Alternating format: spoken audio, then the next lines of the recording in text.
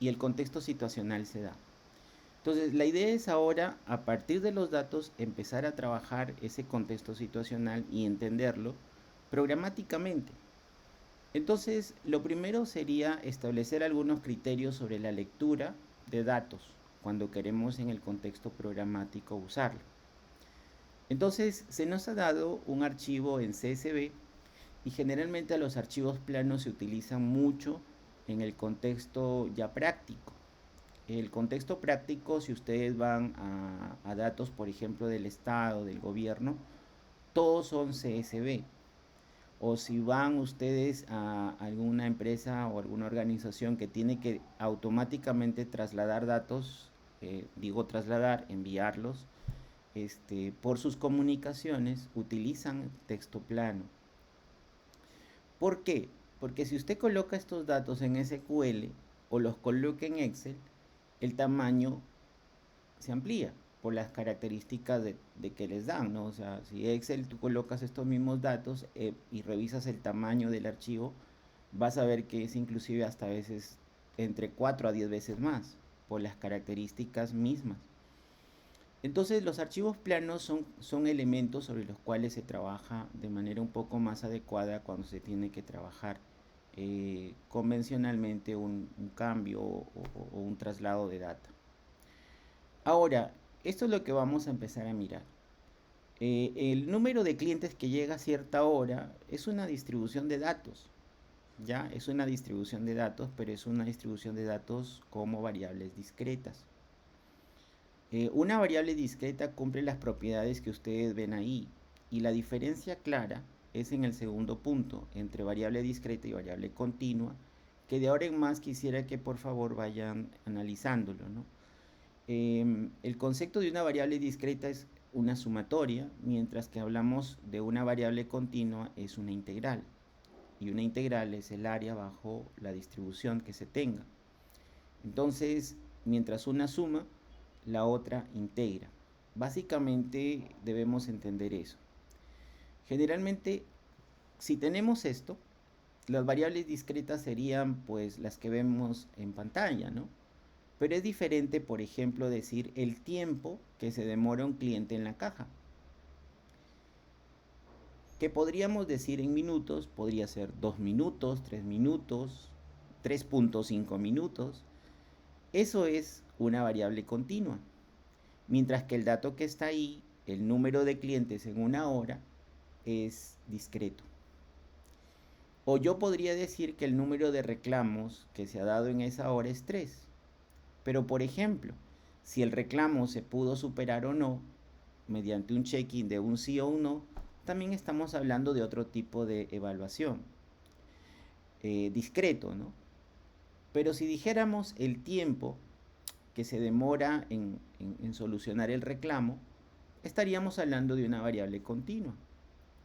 Entonces, estos son los casos en los cuales vamos a ir analizando el tipo de variable que vamos a ir manejando dentro de un sistema, ¿no? Dentro de un sistema o una semántica de proceso. Pero vamos empezando con la parte programática, que es del taller. La lectura de datos desde archivos planos en la extensión CSV. Si usted se da cuenta, en la línea estamos colocando simplemente data y data super CSV.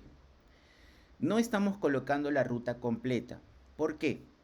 Porque como lo vimos en el taller anterior, es necesario que cuando trabajamos o tenemos un área de trabajo, nosotros indiquemos a R dónde estamos trabajando.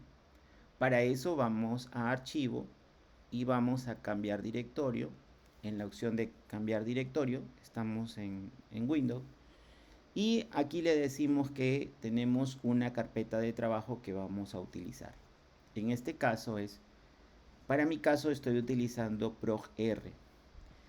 Cuando yo defino la carpeta de trabajo, ya no es necesario colocarlo en la ruta cuando nosotros hacemos una lectura de datos.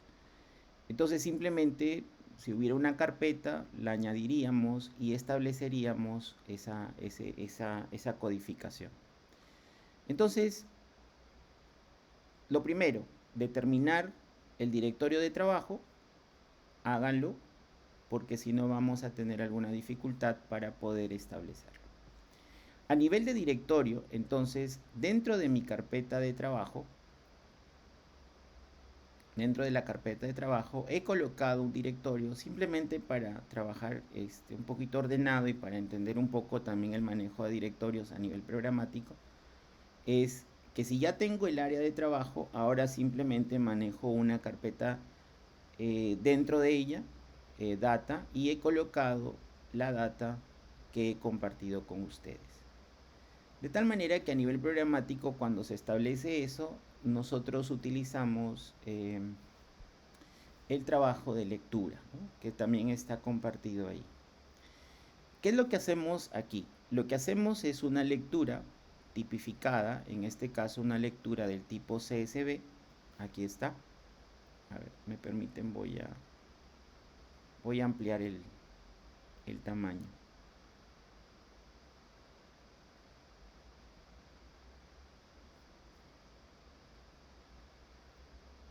¿Les parece ahí el texto? ¿Sí, sí se logra apreciar?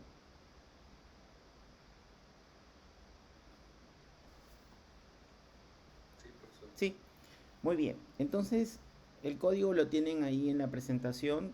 La idea es empezar en esto, ¿no? O sea, lo que hacemos es una lectura del tipo CSV. Hay una lectura XML para el lenguaje de marcado, la extensión del lenguaje de marcado, o archivos del tipo Excel que quisiéramos nosotros tomar. Entonces, la lectura de datos siempre se da por definiciones como estas, ¿no? Hay en R algunas bibliotecas o paquetes especializados para lectura de datos también, que usted, si gusta, los puede ir configurando. Pero por ahora podemos utilizar read, ¿no? Para leer el archivo plano. En el entorno le decimos esto, ¿no? Le decimos que entre comillas se llame a el archivo data super que está dentro de data. No coloco toda la cadena, ¿no? de dirección o de ubicación del directorio, porque ya estoy bajo el área de trabajo, el directorio de trabajo. Luego aparece la opción de header o cabecera, si es que el archivo tiene cabecera, es decir, los datos, el primer registro o la primera fila es verdad si es que el archivo tiene esa cabecera. Luego hay un concepto interesante. Dice que los strings como factores que sea verdadero. Una de las cosas, ya que se manejan vectores y matrices en R, es, oiga, pero ¿y los datos? Porque siempre en programática se definen datos, ¿no? Enteros, decimal, ¿no? Y usted simplemente coloca los datos en R, porque R los toma en su generalidad como factores. Entonces, al ser un factor, como ya está precompilado, analiza ese factor si se puede ser una cadena o si simplemente es un factor que luego se va a tratar de forma numérica o es un factor que se va a tratar como texto. La riqueza de la precompilación de R es bastante interesante. Por eso es que simplemente le decimos que si hay cadenas los tome como factores para luego hacer algunos cálculos, ¿no? Porque al ser factor lo generaliza. R, ¿ya? Al ser factor lo generaliza. Esto también lo vamos a ver cuando veamos algunos modelos de decisión, ¿no? Con algoritmos de clasificación. Así que tome en cuenta esa nota. ¿Ya? Bueno, en todo caso es la idea. Bien, en este momento nosotros hacemos y hemos llegado a los datos. Si nosotros damos un hit, ¿para qué era esto? ¿Se acuerdan? Del taller pasado. Mostrar los primeros datos. Los primeros, ¿cuántos se acuerdan? ¿Cuántos muestra por? 6, ¿no? 6 datos siempre por defecto. Entonces nosotros tenemos ya un trabajo de este tipo. Ya no tenemos un vector, ¿no? Ya no tenemos un vector, ¿no? Un conjunto de datos, sino tenemos ya una matriz. Entonces la consideración para llegar a esa matriz implica que si nosotros debemos utilizar, por ejemplo, lo siguiente, si nosotros utilizamos datos, datos es la variable que ha recibido la lectura del archivo, la matriz, vamos a tener que usar corchetes para definir algo. ¿Qué pasa si ustedes ponen entre el corchete y ponen como segundo valor dentro del corchete 1. ¿Qué significa eso? Los corchetes indican la definición a la derecha del corchete significa columna, a la izquierda del corchete significa fila. ¿Ya? Entonces, eso no se olvide usted. Cuando maneja datos en R, en el corchete a la derecha, columna, y a la izquierda, fila. Si usted ahora define esto, va a tener estos datos. ¿Esos datos de qué eran? ¿Esos datos de qué eran? Del número de clientes, ¿cierto? En cada hora. O sea, se ha tomado datos de una semana. ¿Cuántos datos? Profesor, Dígame, dígame. Sí. disculpe, ¿se tiene que instalar algún paquete para esto? Porque me sale error. No. ¿A todos les sale error?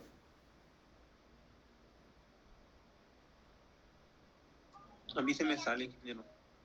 Sí, no necesitas paquetes todavía, ¿no?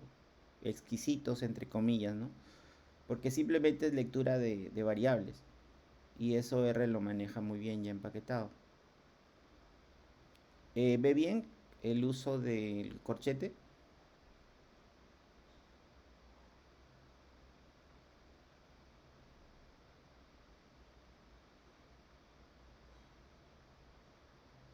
Muy bien. A ver. No necesita, en principio, porque estamos todavía en variables y manejo de datos básicos, no es una gran cantidad de algoritmia en paquetes que se necesite.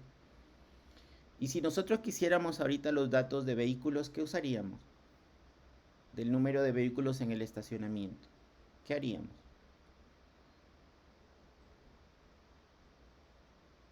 ¿Qué usaríamos? ¿Qué índice usaríamos? Disculpe, profe, ¿cómo le pregunto? ¿Me puede repetir? Para el número de vehículos, ¿qué índice usaríamos? Para tener solo los datos del número de vehículos. 4. 4, muy bien. Correcto. Anoten esto. Primero, datos, la lectura presenta matriz. Cuando usted define ya una fila o una columna, estaríamos hablando de vector. ¿Estamos? Estamos hablando de vectores. Eso vayan tomándolo y colocándolo ya en su mente para poder procesar un poco. ¿Estamos? Entonces, ¿qué pasaría si ahora nosotros manejamos y en vez de definir el índice de la derecha, manejamos el índice de la izquierda? Note usted que presenta los registros, ¿no? Presenta los registros.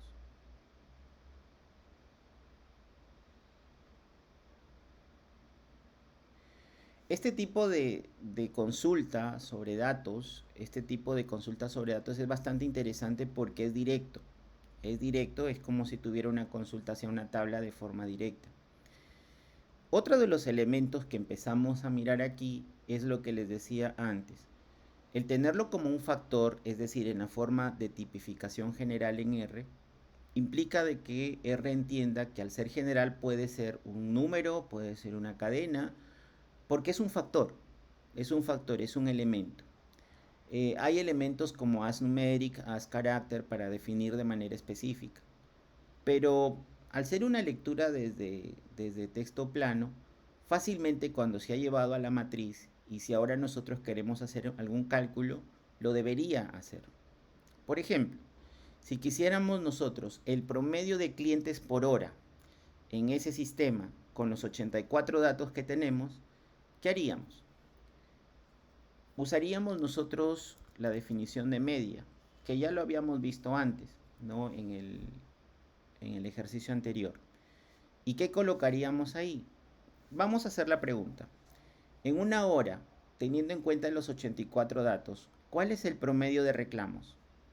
Vamos a usar media, mean, pero ¿qué ponemos dentro para sacar el promedio de reclamos? Datos y entre corchetes, coma.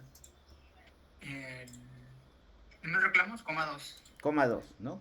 Entonces, si decimos así, ¿Cuántos reclamos en promedio tenemos con los 84 datos que hemos recolectado en una hora? Tenemos 4.78, ¿no? Ahora, el conteo también se puede dar, ¿no? Por ejemplo, utilizaríamos la longitud si queremos el... A ver, ¿qué pasaría si solo coloco datos? Queremos la longitud de datos. ¿Qué aparece?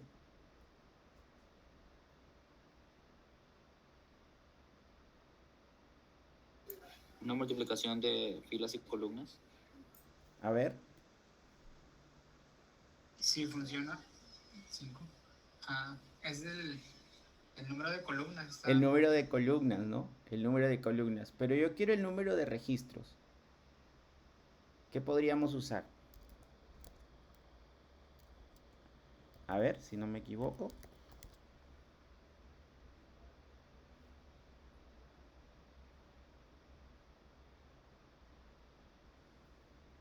¿Funciona?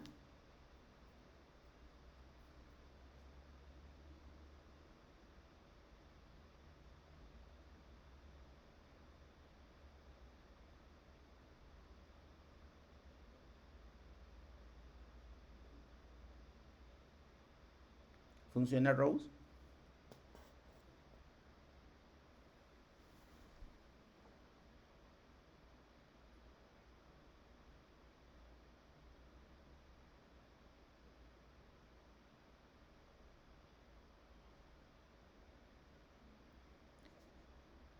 ¿Funciona? A ver qué lo están haciendo.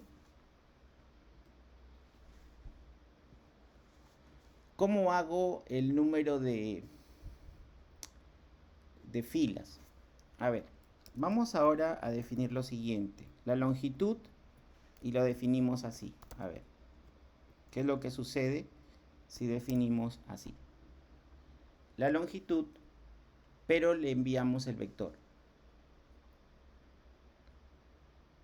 Pero enviamos el vector. Va a arrojar el número de columnas. ¿Número de columnas o número de filas? No, de filas, de filas. De filas, ¿no? Entonces miren length cómo trabaja. Length, si le pasamos el parámetro de la matriz, te va a dar el número de columnas. Pero si especificas cualquiera de las columnas, length te va a definir lo que es el trabajo de filas, ¿no? De filas, cuando se establece. Otro de los elementos cuando manejamos la programática es también establecer algunos criterios. Por ejemplo, si ya tenemos los datos, algunas definiciones. Por ejemplo, díganme en los 84 datos cuál sería el máximo de vehículos en el estacionamiento. O sea, el supermercado en esa semana, el máximo de vehículos en una hora que ha tenido el estacionamiento. ¿Cómo lo haríamos?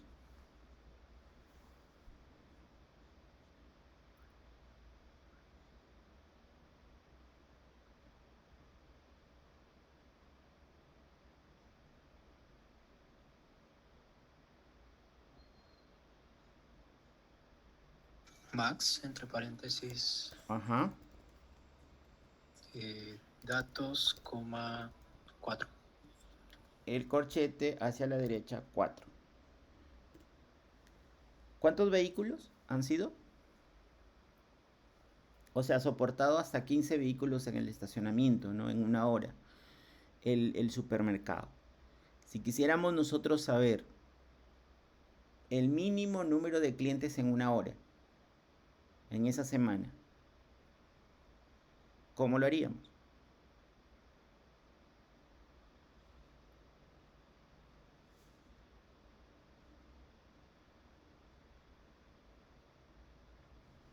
Min, entre paréntesis, datos, corchete, coma 1.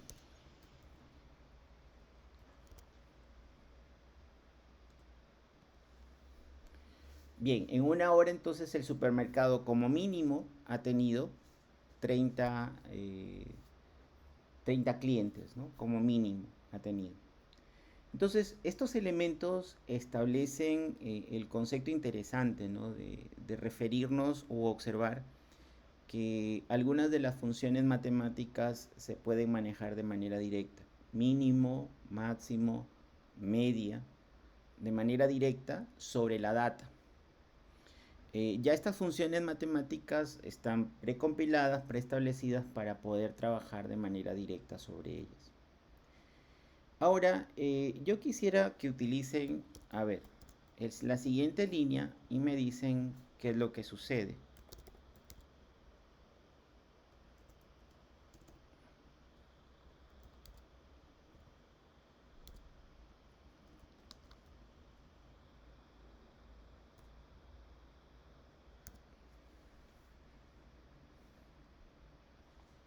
He utilizado ahora la palabra clave table o table. ¿Qué es lo que sucede?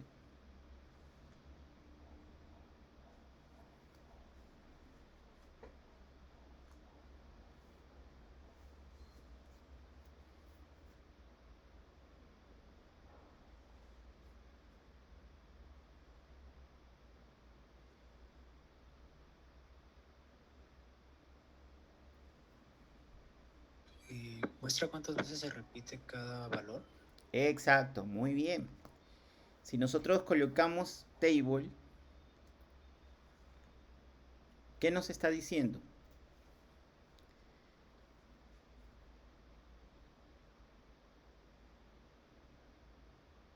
¿La columna 3 de qué es? Número de pedidos de delivery. El número de pedidos en delivery. ¿Qué es lo que nos está mostrando entonces?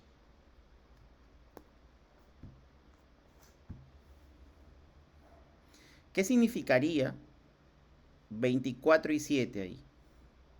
En ese resultado. Que 7 veces se han pedido 24, se han hecho 24 pedidos de delivery. Exacto. Se ha atendido 24 a 24 clientes 7 veces. O en 7 horas distintas de repente, ¿no? Hemos tenido eso. En nuestra peor hora, que son 20 pedidos, ha sido solo una vez, ¿no? Y el máximo de pedidos que hemos tenido son 35. Y también ha sucedido una sola vez.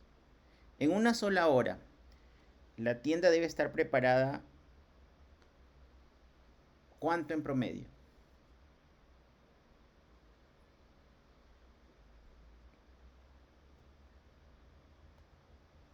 En promedio, para atender. ¿Cuántos pedidos en una hora?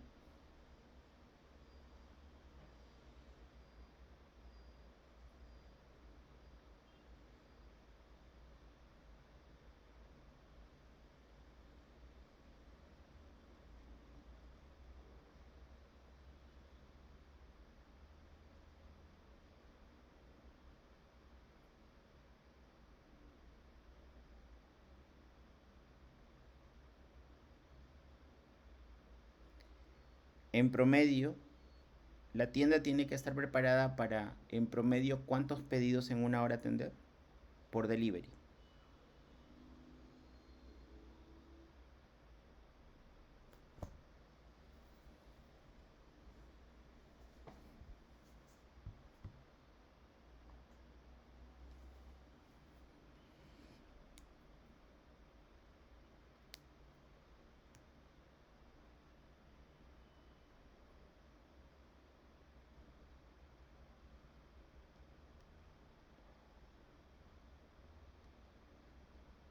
¿Cuál es el promedio? Sale 26. 26. A ver, ¿qué hacemos? La media.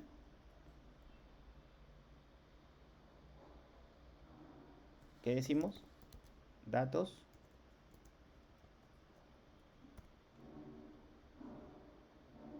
¿Qué índice colocamos? Y 3. 3. Muy bien.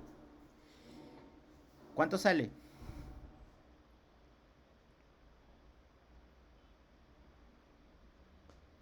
27.38, ¿no? Es 27.38 en promedio, es el número de pedidos en una hora, ¿no? Algo interesante también, utilicen Table, por ejemplo, para el número de reclamos. ¿Cómo sería? ¿Cómo sería? En una hora tengo que tener personal en promedio. ¿Y cuál es el máximo mínimo? ¿Y con cuántas frecuencias aparecen los reclamos? Todas estas preguntas se pueden resolver ahí, ¿no? A ver, háganlo. Hagan un análisis de reclamos.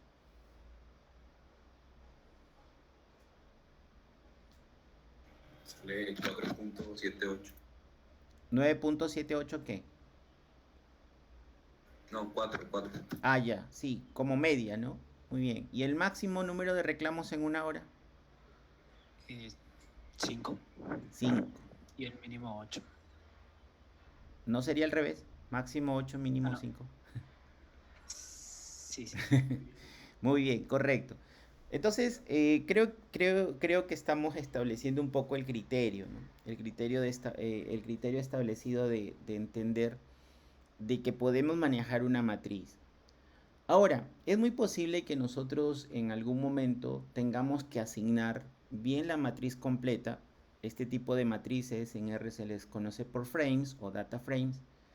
Y también establecer el concepto de que podemos asignar de repente a solo vectores si queremos establecer algún criterio, ¿no? de trabajo. Por ejemplo, si quisiéramos establecer,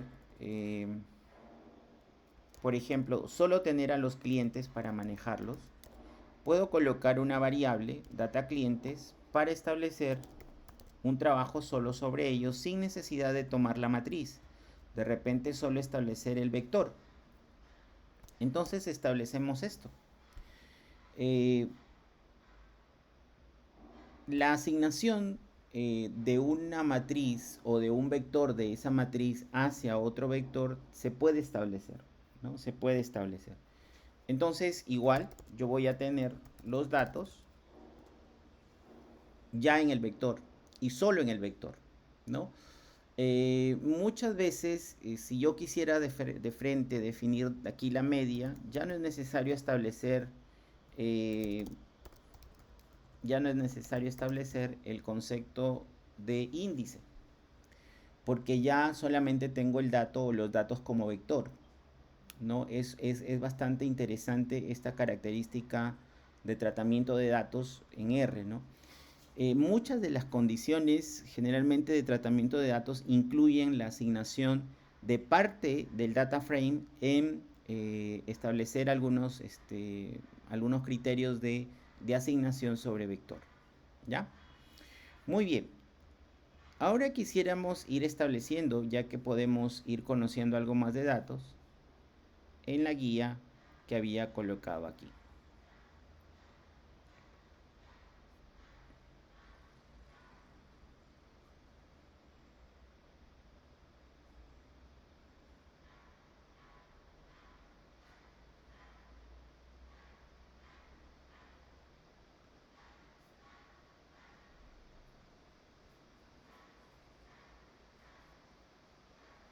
Vamos a ir manejando en esta guía algunos ejemplos de forma aleatoria y algunas características de aleatoriedad y también trabajo de simulación, ¿no? De algunos datos.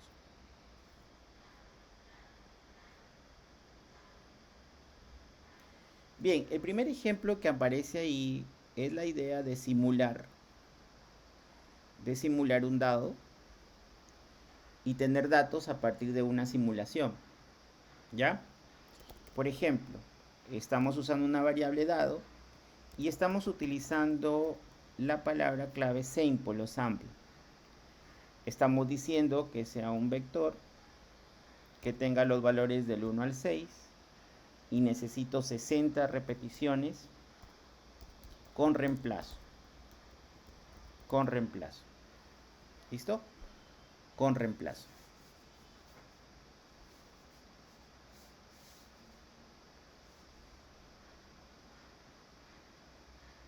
Si nosotros decimos esto, a ver, ¿dónde me equivoqué? Sample. Ah, esto es con mayúscula. Listo. A ver, entonces, ¿qué tenemos ahí? ¿Qué hace sample?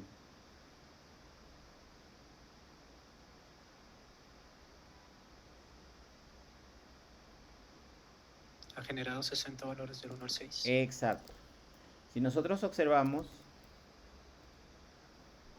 ha generado 60 valores del 1 al 6. Note usted cómo ha utilizado, sample ha utilizado el concepto de vector a través de C, ha utilizado el valor de tener un número aleatorio de trabajo, y la idea sí es que usted el dato que va a ir generando va a ser reemplazado o no. Es decir, si voy a tener el mismo conjunto de datos para la siguiente repetición.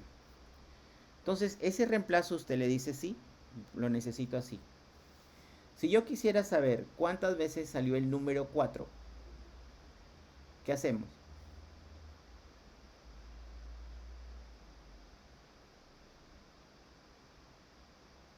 ¿Qué usamos? Ya lo hemos usado antes, ahorita. Igual, ¿Cuántas veces salió el número 4 en su simulación? 10 veces. A ver, vamos revisando. Table, ¿y qué usamos? Dado, como la variable.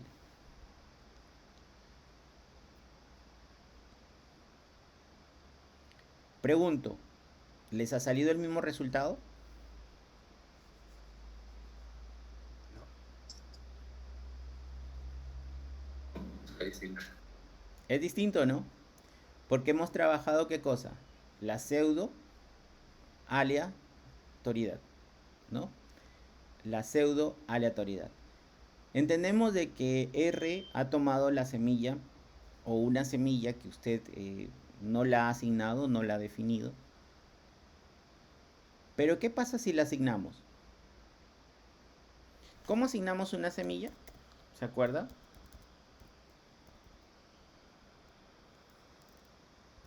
Vamos a utilizar esta semilla. Seed, seed. Y ahora nuevamente llamamos al juego de dado.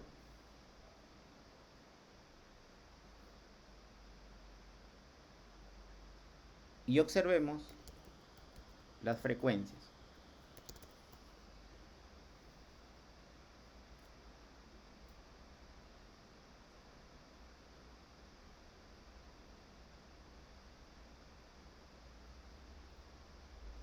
Con una semilla a la pseudo aleatoriedad que trabaja R de 5 y teniendo un ejemplo muestral, un sample, una muestra de 60 valores con reemplazo para 6 valores del dado, pregunta, ¿la frecuencia es la misma que ha salido o es otra? sí, es la misma. Es la misma, ¿verdad?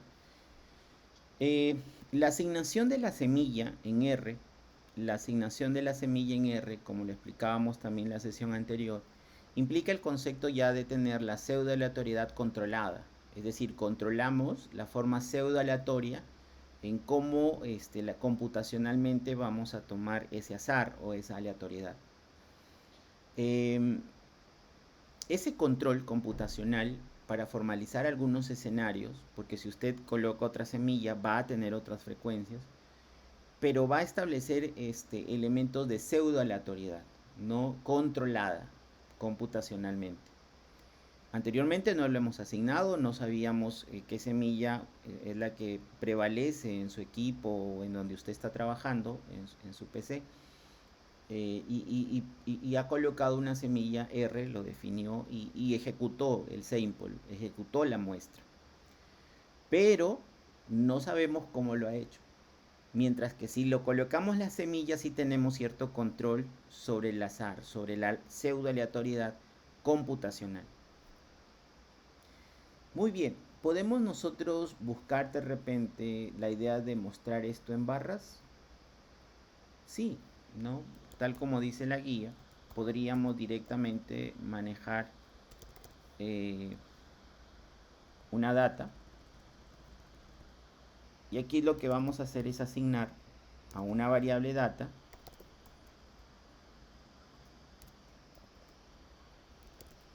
el juego que hemos hecho de dados, ¿no? El juego que hemos hecho de dados.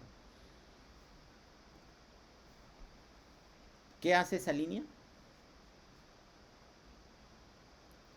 ¿Qué hace esa línea? Le asigna data al juego del dado. Exacto, las frecuencias, ¿no?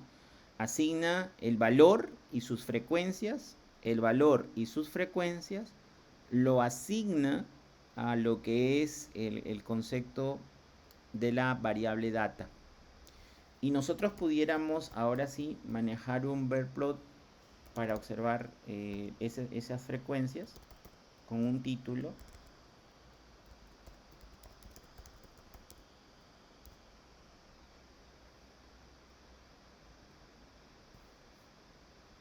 Y tener en una sola línea ya las frecuencias, ¿no? Tener en una sola línea el manejo de frecuencias. Recuerde el gráfico anterior, ¿no? No necesitábamos grande programática, simplemente usábamos plot para poder a partir de una semilla generar una simulación de un círculo, ¿no? Y calcular por probabilidad el valor de pi, ¿no? Ese fue en la sesión anterior.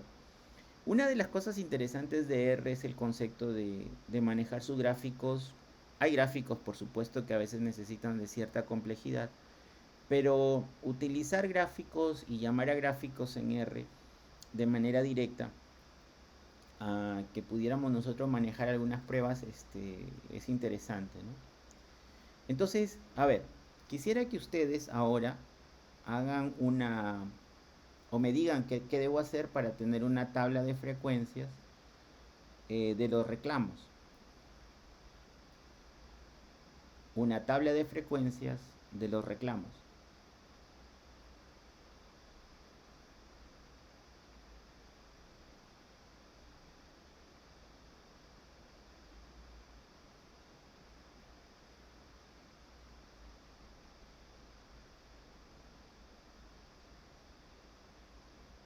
Díganme las líneas para tener las frecuencias de los reclamos.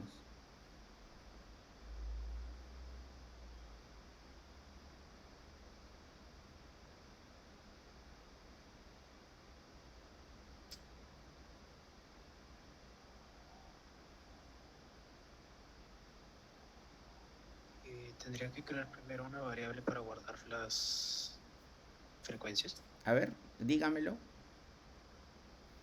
En ¿Qué variable ha usado? Data reclamos. Data reclamos. Muy bien. ¿Qué le asigno? Table, Ujú. entre paréntesis datos.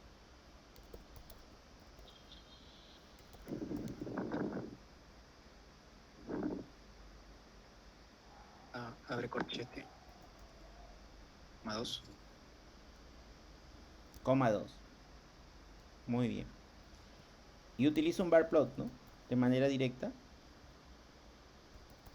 Sí. Ujú. ¿Y aquí qué coloco? Data reclamos. Data reclamos, ¿no? Data reclamos. Un main. Y vamos a colocarle reclamos, ¿no?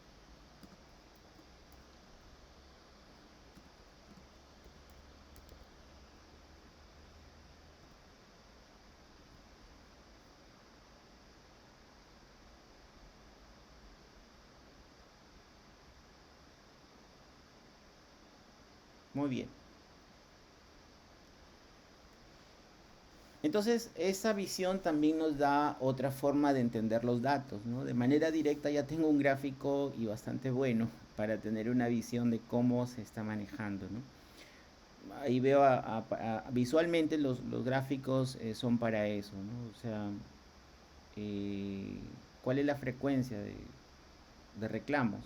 O para tener atento a quien va a cambiar el producto, cambiar el precio, usar tarjeta, no paso el producto. ¿Cuántos reclamos hay? Podrían pasar sobre eso. Entonces, el sistema debería estar al tanto para que atender 5 reclamos por hora, ¿no? Por hora. Lo máximo de reclamos que hay son 8 y lo mínimo son 2. 8 ocurren pocas veces y lo que más ocurre es entre 4, 5, 6 reclamos, ¿no? ¿Se está entendiendo la idea? ¿Sí?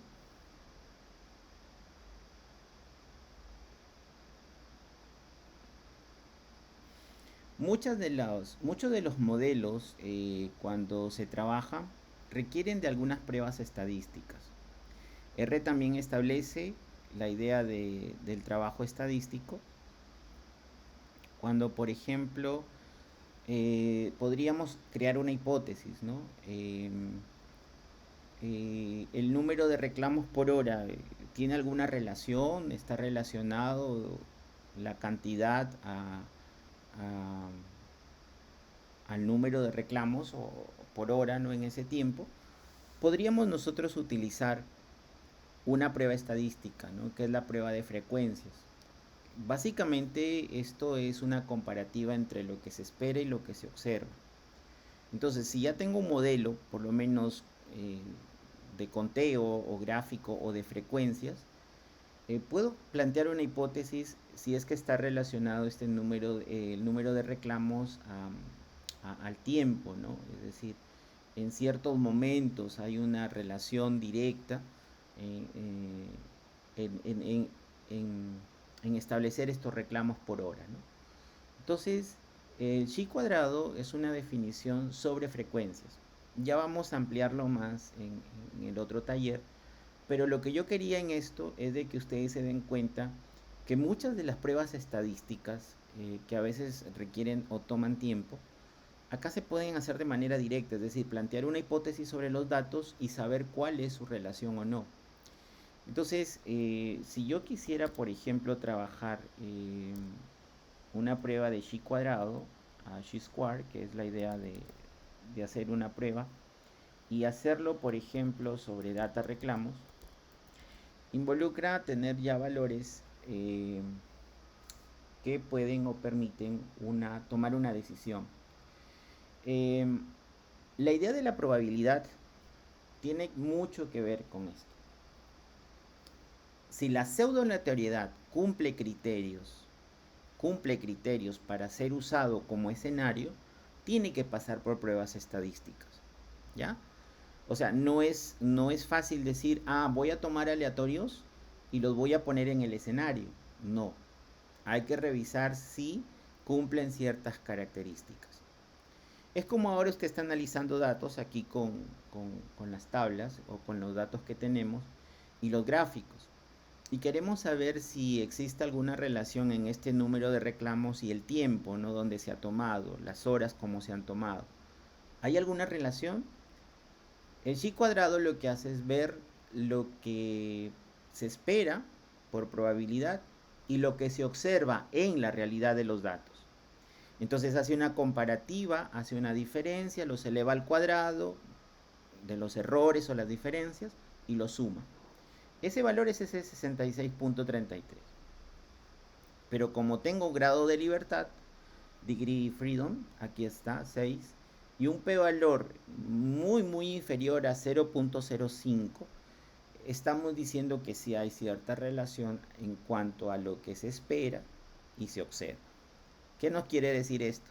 Nos quiere decir que podemos tomar datos para simular. Nos quiere decir que podemos tomar datos para simular, porque existe una relación al momento de trabajar las frecuencias de los datos y sus valores. La cuestión es qué tomar, qué distribución tomar. Entonces, eso es lo que vamos a observar. En la parte que había compartido con ustedes, una de las probabilidades con las que se trabaja al momento de establecer en matemática una decisión para generar una simulación involucra la prueba estadística, si es que los datos permiten generar escenarios y simulaciones. O sea, no es porque, ya tengo los datos y genero la simulación. No. Para poder el modelo ser representativo y genere escenarios, tiene que pasar por algunas pruebas estadísticas. Una de esas pruebas estadísticas es chi cuadrado. Una prueba para trabajar la normalidad es Kolmogorov-Smirnov. Y esos elementos vamos a irlos trabajando, ¿no?, en estos talleres. Por ahora, ya que nos están diciendo de que podemos generar y existe una relación estadística entre la data observada y lo que se puede esperar por probabilidad, podríamos utilizar nosotros la probabilidad del número de clientes. Pero ¿qué tipo de distribución puede ser? Y aquí es donde aparece el tema de utilizar algunas probabilidades o distribuciones de probabilidad, tanto para variables discretas como para variables continuas. El caso es discreto. Una de esas es las probabilidades de Poisson o de Poisson, como lo quieran definir, ¿no? Ese trabajo es el que nos brinda cuando nosotros desarrollamos pruebas estadísticas, que de manera directa R es su naturaleza, básicamente trabajar pruebas estadísticas, lo hace muy bien y de manera muy rápida y directa. Y esa es otra de las cosas que permite, ¿no?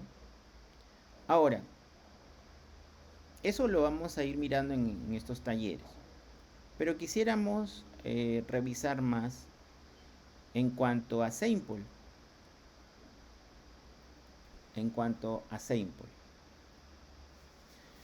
Podemos generar aleatorios si tenemos nosotros no solo números, sino tal vez texto. ¿Qué pasa si tengo un proceso binomial, dos valores, ¿no? Dos valores que tengo que revisar si puedo simularlos. ¿Puedo generar datos de ese tipo de forma aleatoria? A ver, miremos. En la guía se nos permite definir una generación de números pseudoaleatorios, ¿no? Pseudoaleatorios. Vamos a utilizar X, vamos a utilizar nuevamente sample, vamos a generar el vector,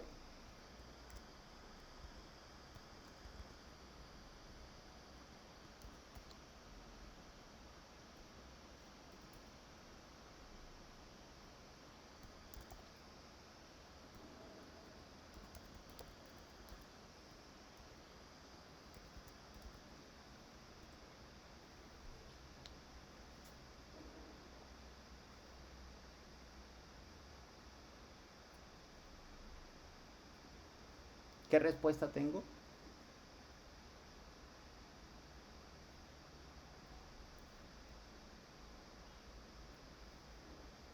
¿Qué respuesta tengo en X? ¿Ha generado cuántos valores? 10. 10 valores de sí o no que ese vector contiene como valores. Entonces ha tomado el sí y el no, que no son valores numéricos. En ningún momento he declarado alguna variable string o no le he declarado como varchar o char, sino de manera directa. Lo ha tomado como factor y establece de que en ese vector hay esos valores y necesita tener un reemplazo aleatorio. Ese reemplazo aleatorio define 10 valores. Y entonces lo tenemos así. Nuevamente la pregunta va. Si quisiéramos nosotros utilizar, a ver, vamos a ver si podemos utilizar table. Tenemos 5, 5. ¿Le salió 5, 5 a ustedes?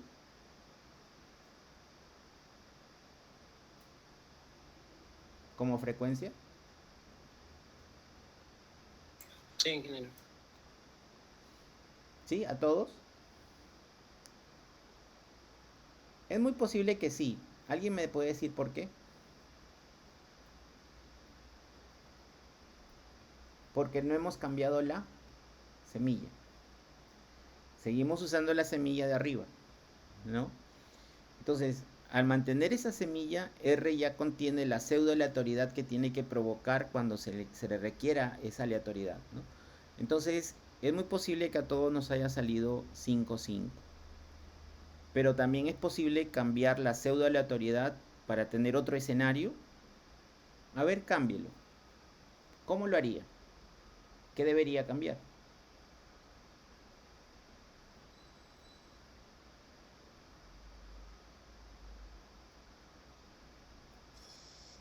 Profe, cuando se le establece la semilla explícitamente, ¿cuánto dura ese establecimiento de la semilla? Hasta que se cambie No, y tengas el entorno.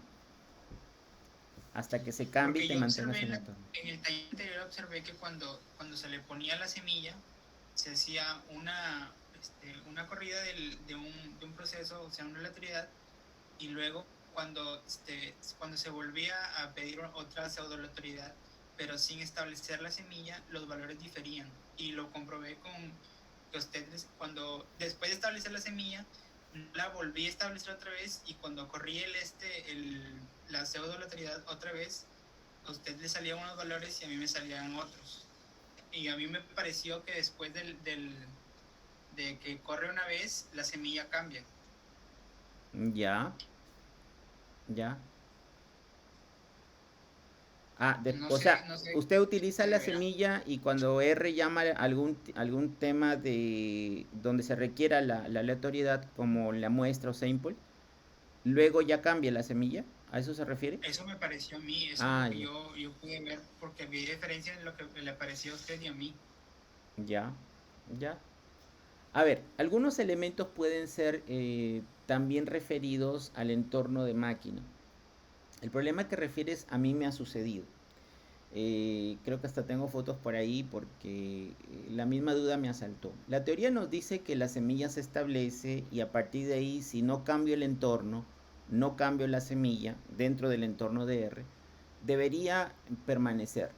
Eso es lo que nos dice la forma teórica, ¿no? La semilla debería permanecer y R la utiliza cuando se requiere. Si tú cambias la semilla, R cambia su pseudo aleatoriedad para proponerte otros elementos muestrales, ¿no? O escenarios distintos. Pero ¿qué sucede? Sucede que en algún momento yo trabajé, como trabajo a veces con máquinas virtuales, cambié la memoria, ¿no? De un momento a otro cambié la memoria porque tuve un error de vuelco vectorial, que significa de que el microprocesador ya no resiste y queda ahí. Son los famosos INF, anótenlo para que lo revisen, o NAN, ¿no? El infinito, o sea, ya llega a valores muy altos, o el NAN, donde no puede ya hacer un cálculo, establecen esos elementos, pero a veces esos elementos también son por memoria, ¿no? La verdad es que me gustaría darte una respuesta más específica, pero hasta donde se define, la semilla permanece en el entorno establecida hasta que se cambie o el entorno lo cambies, lo apagues o reinicies nuevamente, ¿no? Profe, ahorita lo acabo de intentar otra vez y me salió hice otra vez el X sample, lo hice varias veces y volví a llamar a la función table para ver qué salía, y me salieron de 5 y 5, 4 y 6, 5 y 5 y 6 y 4. Fueron cambiando Ya. Ahora entiendo. Utiliza la misma. la misma. Ya. A ver, vamos a hacerlo. O sea, el X Esto. lo voy cambiando, llamando a la pseudo aleatoriedad. Esto. Y... Lo que voy a hacer ahorita, ¿no? Ajá. A esto. Ya. Sí. Pero te salió 4 y 6, ¿no? Sí, si la semilla no cambió, no debería, No, pero a mí me ha salido lo mismo. Si te refieres a eso, o sea, creo que la percepción que tenía yo era de que te cambiaba por máquina o por eso. Pero si te ha salido 4 y 6, estamos en lo mismo, ¿o no? 5, 5, 4, 6 ahorita. Y si lo volvemos a hacer, a ver. A mí me salió 5 y 5. Y luego 6 y 4.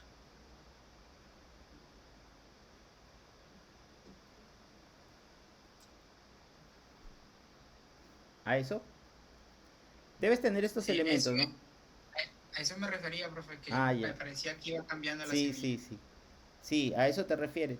Pero ojo que estás utilizando la misma, a ver, ¿cómo te digo? La misma orden, ¿no? El mismo comando de trabajo ahorita, ¿no? Lo estás usando lo mismo. Entonces, el sample sí, ahí hace un cambio. La otra cuestión que me refería yo era un poco al concepto ya de máquina. La otra sesión les prometo definir el cambio de reloj en el microprocesador dentro de R, ¿no? Porque eso también involucra el procesamiento. Y en la simulación de sistemas, cómo trabaja la RAM y cómo trabaja el microprocesador también es importante en cuanto a tiempos, ¿no? Pero gracias por tu observación, es muy buena. Sí, se mantiene, pero es muy posible que tenga los mismos resultados que yo tengo ahorita, 5.5, 4.6, 6.4, 5.5, eso va a mantenerse, ¿no? O sea, como pseudo aleatoriedad. ¿Listo? Muy bien, muchas gracias por tu observación. Entonces, lo que dice su compañero es correcto. El manejo de escenarios se da por esa pseudo aleatoriedad, ¿ya? Y justo estaba hablando de escenarios porque el concepto va por ahí. La pseudo aleatoriedad o la generación de números pseudo aleatorios permite tener esos escenarios. Esos escenarios involucran mirar la estrategia desde diversos puntos de vista. Eh, pero la cuestión es que no todo lo podemos dejar a la computación. No todo se lo podemos dejar a la máquina. Entonces, lo que nos toca a nosotros observar o mirar es el momento en el que podemos nosotros generar una simulación certera o directa para trabajar algunas funciones, ¿ya? Yo he estado trabajando algunas funciones respecto a Poisson. Voy a compartir ahorita esa función.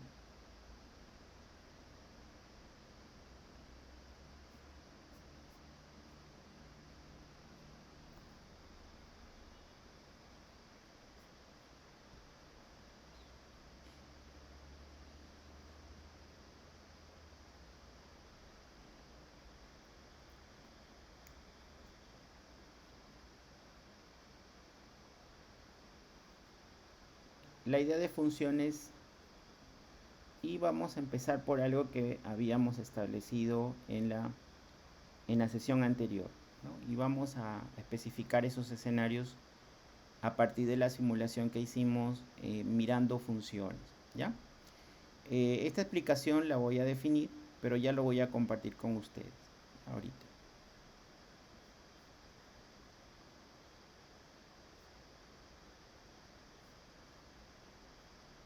Voy a agregarlo al trabajo de clase un ratito.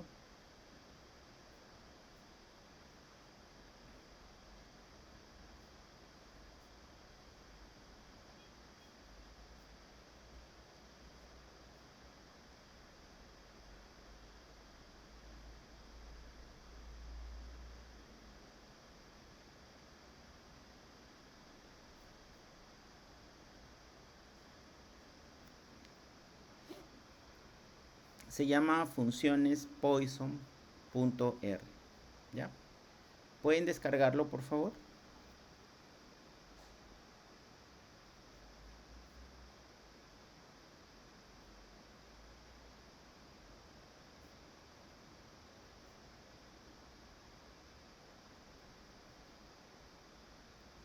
Descárguelo y colóquelo en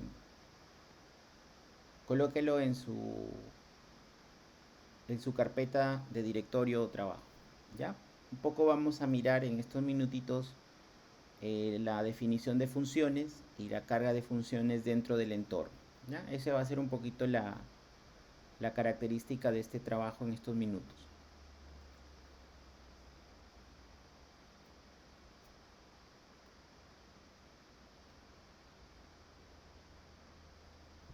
La idea es que en su carpeta de trabajo coloque funciones Poisson.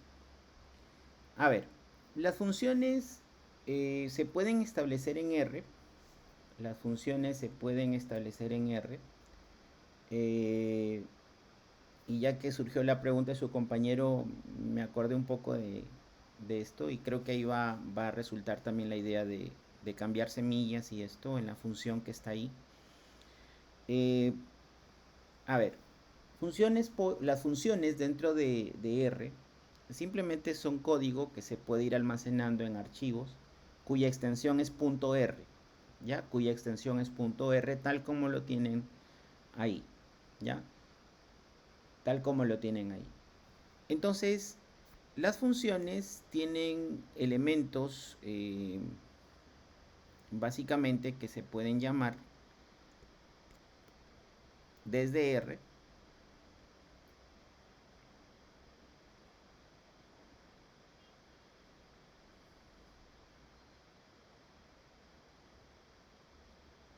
Lo pueden abrir con el bloc de notas, no hay ningún problema.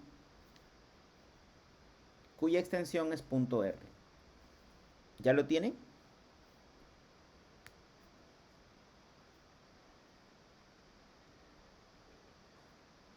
¿Ya lo tienen?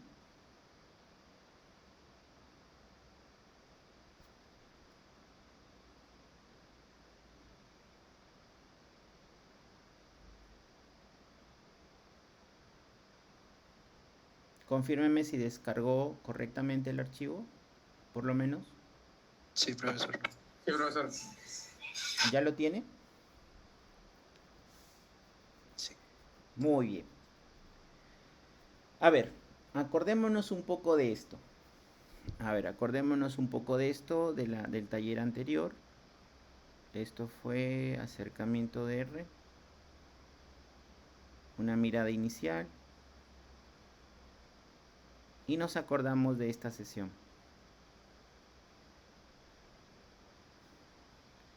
¿Qué hacíamos aquí? Nosotros aproximábamos mediante aleatoriedad, mediante el trabajo de semillas que comentábamos con su compañero, y dice que lo ha practicado muy bien. Y nosotros hacíamos una forma de aleatoriedad en la cual conseguíamos un número de valores aleatorios, los comprendíamos en un eje de -1 a 1, tanto para X como para Y. Veníamos a hacer mediante un índice el trabajo lógico, ¿no? Y luego hacíamos un trabajo de ese índice de forma lógica, y como todo se eleva al cuadrado para poder tener un cuarto del círculo, lo aproximábamos pi mediante una multiplicación por 4, ¿no? Por los cuatro definiciones cartesianas que se tenían. Y luego pasábamos a una graficación, ¿no? Mediante usar color y mediante usar algún símbolo. Pero esto nos permitía a nosotros, según la sesión anterior, establecer un criterio de trabajo de simulación, ¿no? Para ir observando cómo es que los números pseudo aleatorios pueden confirmar escenarios, ¿no? Dependiendo de la cantidad y la forma en que se usan. Entonces podíamos construir nosotros un círculo, ¿no? Tener un círculo, mirar su circunferencia y dibujarlo a partir de la simulación de una confirmación de probabilidad. Entonces, eso es lo que hacíamos. Ahora lo que vamos a hacer es justamente esa codificación, llevarlo a una función. Recuerden, la idea de función en R es mantenerlo en un archivo, es colocar ese archivo con nombre .r si queremos fabricar, construir funciones, para no estar repitiendo el código y de repente algunas funciones llevarlas a una estandarización un poco más rápida, ¿no? Entonces, yo he colocado y he generado con el código que teníamos antes una función que se llama simular pi, que es una función que tiene dos valores de ingreso. El primer valor es m y el segundo valor es semilla. M se refiere a los momentos o escenarios que quisiera simular. En este caso pueden ir de 10 a 10 millones, a 100 millones, y luego enviarlo para que genere una ejecución de acercamiento a lo que teníamos en la sesión anterior y que ustedes vieron los resultados. Pero ahora queremos verlo usando la función. Es decir, toda esa codificación que teníamos en la sesión anterior lo hemos llevado a una simulación en la cual mantenemos los parámetros de función, enviamos parámetros de función, la semilla, la que hemos discutido ahorita, y también el número de valores que se quieren simular, ¿no? En este caso pueden ser de 10 a 1 millón. Entonces, esta es la característica, ¿no? Primero el nombre de la función, y al nombre de la función se le asigna la palabra clave, pues función, y la utilidad es manejar el código, que ya lo hemos estudiado en la sesión anterior, pero ahora lo utilizamos con llaves, ¿no? Todo eso lo colocamos dentro de la función.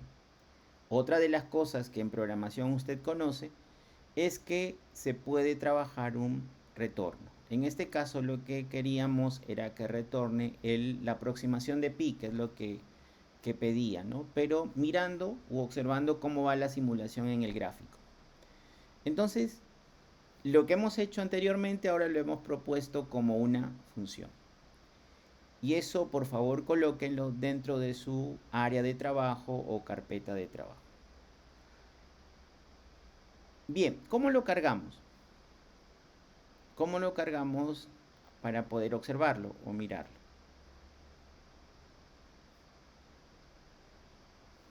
Vamos a utilizar la palabra clave source, ¿ya? U origen, ¿ya? Esto vamos a utilizar. Source, funciones Poisson.r.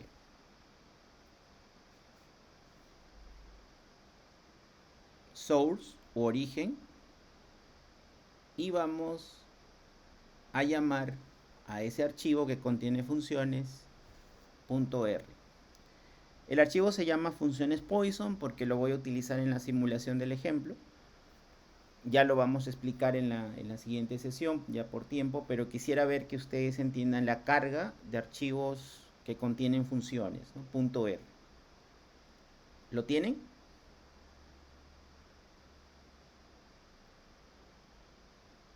¿Lo tienen ya?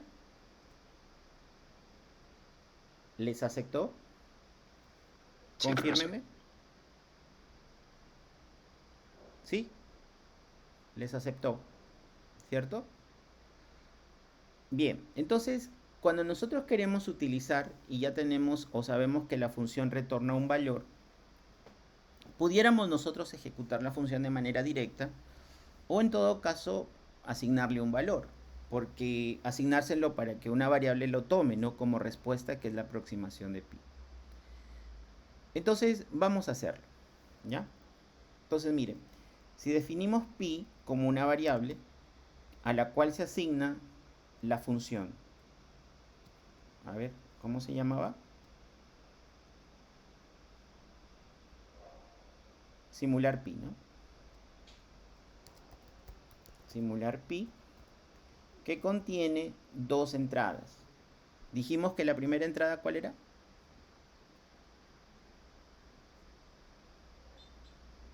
El número de iteraciones, ¿no?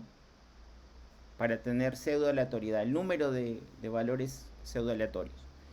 ¿Qué pasa si colocábamos 10? Y le asignábamos una semilla, ¿ya? Le asignábamos una semilla. Por ejemplo, vamos a colocar una semilla 5. Una semilla 5. Vamos a utilizar esa semilla 5.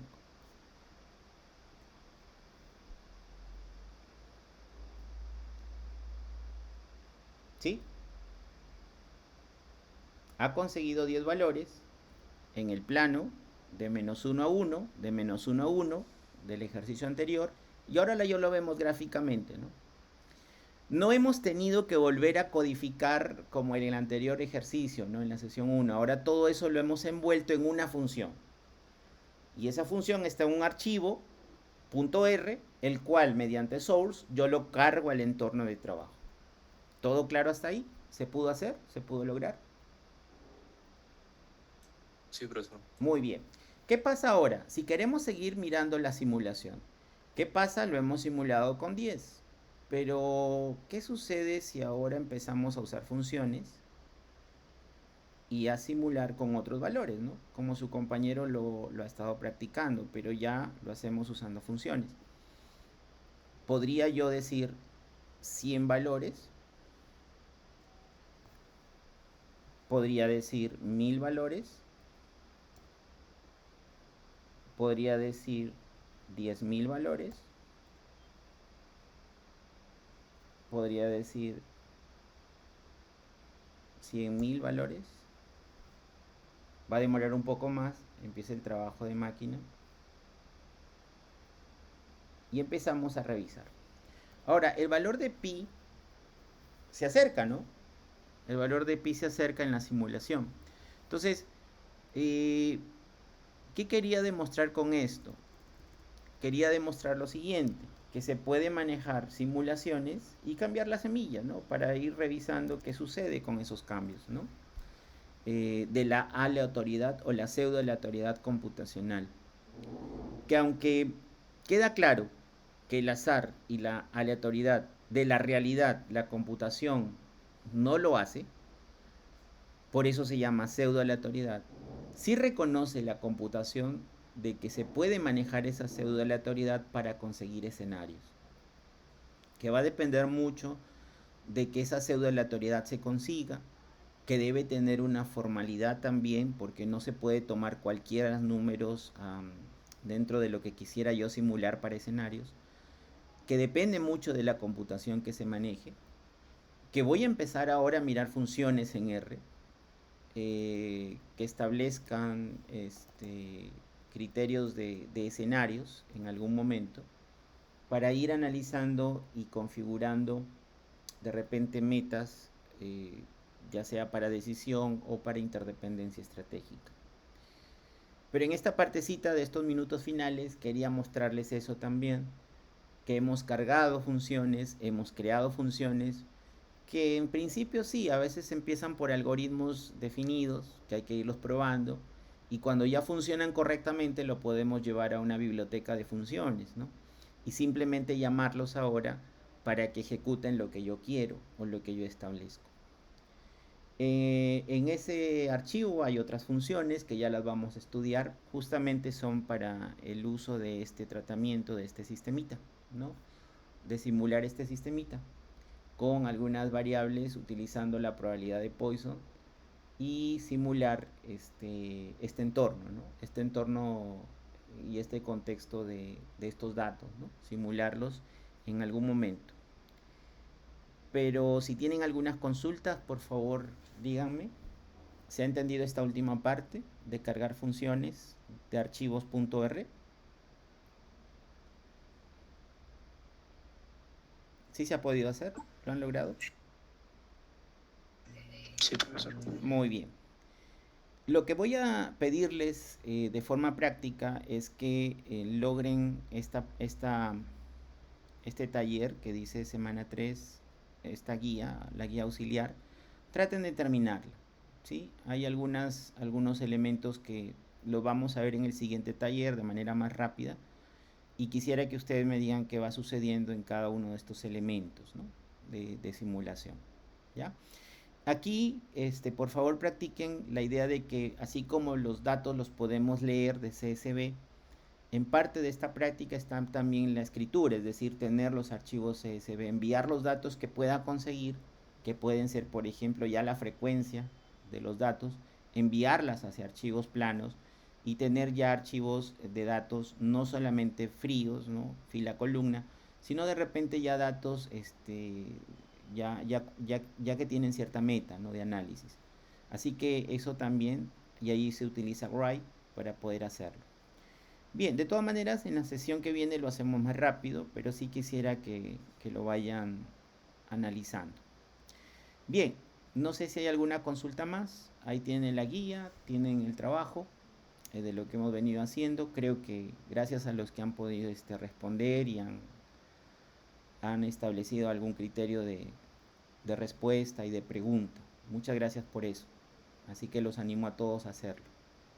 Bien, no sé si hay alguna consulta o pregunta o algo que quieran coordinar.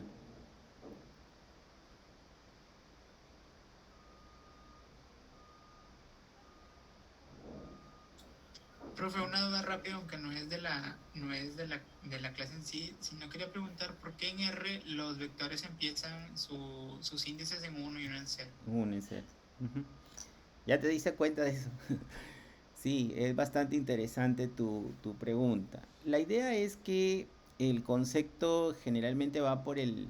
A ver, no se dice mucho, es una cuestión más que todo de la sintaxis de precompilada y generalmente los conceptos de precompilamiento requieren de alguna idea rápida para poder trabajar. Tiene que ver un poco con la tipificación del vector.